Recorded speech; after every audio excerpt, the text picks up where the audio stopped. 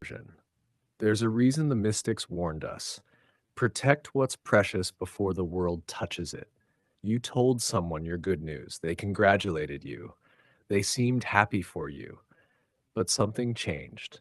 Within days, maybe hours, the thing that made you happy started falling apart. The opportunity faded, the relationship shifted, the excitement disappeared, and you couldn't understand why.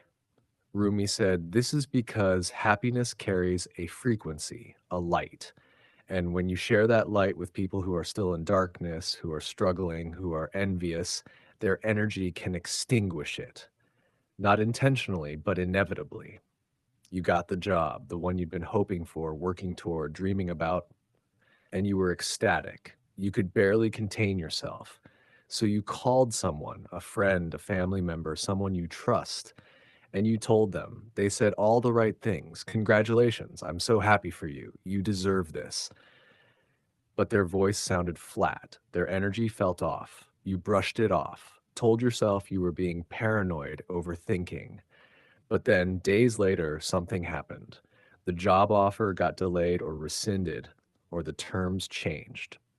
Or you started doubting whether you even wanted it anymore, and you were confused because nothing externally had changed, but internally everything felt different.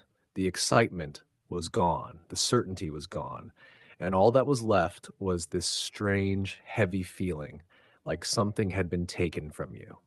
And in a way, it had. Rumi taught that happiness is energy, that joy, excitement, and hope all emit a frequency, a vibration. And when you're in that state, you're radiating light, you're elevated, operating at a higher level, and that's beautiful. But it's also vulnerable because not everyone around you is operating at that same frequency. Some people are in pain and struggle in darkness. And when you share your light with them, when you expose your happiness to their energy, something happens. Not always, but often enough. Their darkness doesn't rise to meet your light. Your light descends to meet their darkness. Not because you're weak, but because energy, like water, seeks equilibrium. And when there's a significant difference between two energetic states, the higher one gets pulled down, diluted, dimmed, and you feel it. You don't know why. You don't know how. But suddenly, the thing that made you so happy doesn't feel as bright anymore. This is what Rumi meant when he said that happiness needs protection, that joy, especially new joy, fragile joy, is like a flame. And the more people you expose it to, the more likely it is to be blown out. Not by everyone, but by the wrong people. People who consciously or unconsciously can't hold space for your happiness because they're too consumed by their own lack. You meet someone who makes you feel alive, seen, understood, and you're glowing. Everyone notices. They ask what's going on with you. You look different and you want to tell them. You want to share. So you do. You tell your friend about this person, and your friend listens, nods, smiles, but something in their eyes flickers. A moment of comparison, a flash of why them and not me. And you don't catch it because it's subtle, hidden behind the smile, behind the congratulations. But that flicker plants something, a seed. And that seed, small as it is, starts to grow, not in your friend, in you. Because now, every time you think about this person, every time you feel that joy, there's a whisper, a doubt. Is this real? Am I being naive? What if it doesn't last? And you don't realize those thoughts didn't originate in you. They were transferred, absorbed, picked up from the energy of someone who couldn't genuinely celebrate your happiness because they were too busy mourning the absence of their own. Rumi said that most people don't do this maliciously. They're not consciously trying to dim your light, but their unhealed wounds, their unprocessed envy, their unacknowledged pain, it leaks, it spills over. And when you're in a vulnerable state, open, excited, radiating, you're more susceptible to absorbing it. Because happiness, as powerful as it is also porous. It lets things in. And if what's coming in is doubt, fear, envy, negativity, it contaminates the joy. It muddies the clarity. It turns what felt like certainty into question. This is why some of the happiest moments of your life are also the most fragile because you're not guarded. You're open, trusting, believing that everyone around you wants the best for you, and many do, but not all. And even the ones who do, even the ones who genuinely love you, might not be in a place where they can hold your joy without feeling the weight of their own lack. And that weight, that heaviness, transfers energetically, subtly, invisibly. You achieve something big, something you've been working toward for years. You're proud, relieved, excited.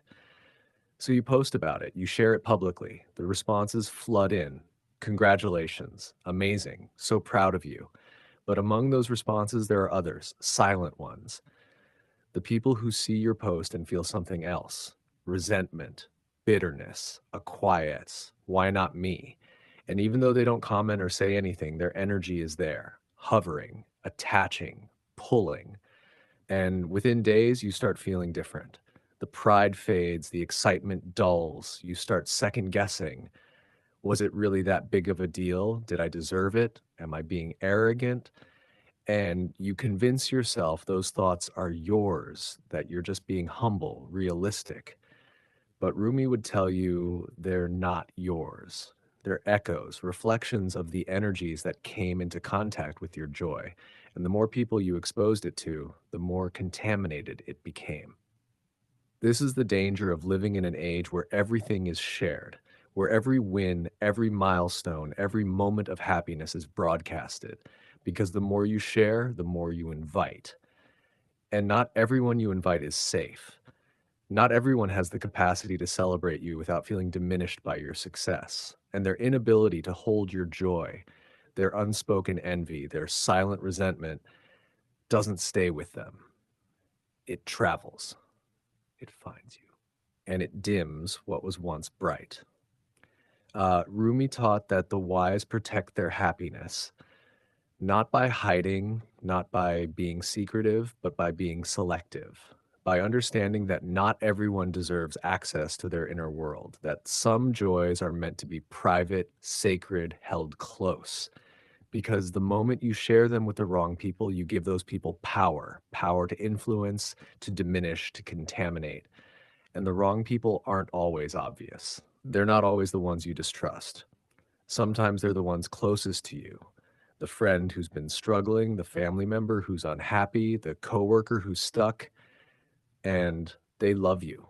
They genuinely do, but they're in pain. And pain, unhealed pain, doesn't know how to celebrate.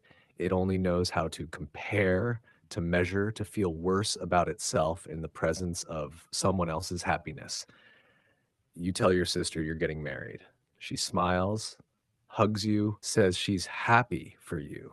But you notice something, a stiffness, a distance, and you ignore it because she's your sister, because she loves you. But later, when you're alone, you feel it, a heaviness, a doubt.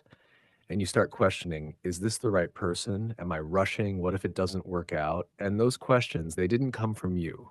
They came from her, from the part of her that looked at your happiness out the absence of her own. Rumi said that envy is like smoke. You can't always see it, but you can feel it. And when someone looks at your joy through the lens of their own lack, they release smoke. And that smoke, subtle as it is, clouds your vision. It makes you doubt. It makes you question. It makes you second guess what you once knew with certainty. And the more you're exposed to it, the more it seeps in until eventually you can't remember why you were happy in the first place. This is why silence is sacred, why keeping your joy to yourself, at least in the beginning, is not selfish. It's self preservation because new happiness is fragile. It hasn't solidified yet. It hasn't rooted. It's still forming, still growing. And and during that formation, it needs protection. It needs to be held in the quiet, in the dark, in the space where no one else's energy can touch it, where no one else's doubt can corrupt it, where it can grow strong enough to withstand the world. And once it's strong, once it's rooted, once it's undeniable, then you can share, then you can celebrate, then you can let others in. because by that point, their energy, their doubt, their envy, it can't touch it. It's too solid, too real, too grounded.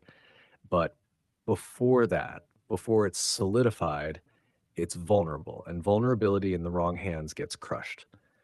You've probably experienced this. You were excited about something, you shared it, and the excitement died, and you told yourself, I guess it wasn't meant to be. I guess I was being unrealistic, but Rumi would tell you it wasn't that it wasn't meant to be. It's that you exposed it too soon.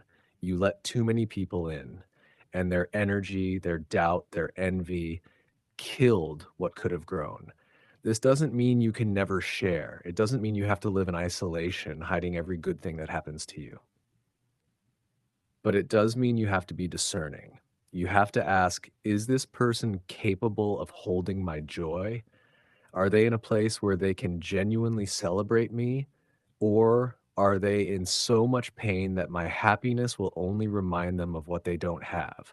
And that's not judgment, it's awareness, because people in pain can't hold joy, not yours, not even their own.